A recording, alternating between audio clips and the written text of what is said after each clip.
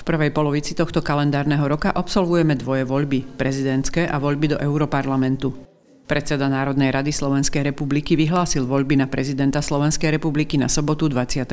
marca 2024. V prípade, že ani jeden z kandidátov nezíska nadpolovičnú väčšinu platných hlasov oprávnených voličov, deň konania volieb druhého kola volieb bude v sobotu 6. apríla. Právo voliť prezidenta Slovenskej republiky má každý občan Slovenskej republiky, ktorý najneskôr v deň konania volieb dovrší 18 rokov veku. Voľby sa budú konať od 7. do 22. hodiny v troch volebných okrskoch tak, ako to bolo aj v ostatných voľbách. Volebná miestnosť prvého volebného okrsku sa bude nachádzať v budove základnej školy. Volebná miestnosť druhého volebného okrsku v budove obecného úradu v spoločenskej sále na prvom poschodí a volebná miestnosť tretieho volebného okrsku bude v budove kultúrneho strediska na prízemí. Volič, ktorý má trvalý pobyt na území Slovenskej republiky a v deň konania volieb nebude môcť voliť v mieste svojho trvalého pobytu vo volebnom okrsku, v ktorého zozname voličov je zapísaný, môže požiadať obec svojho trvalého pobytu o vydanie hlasovacieho preukazu.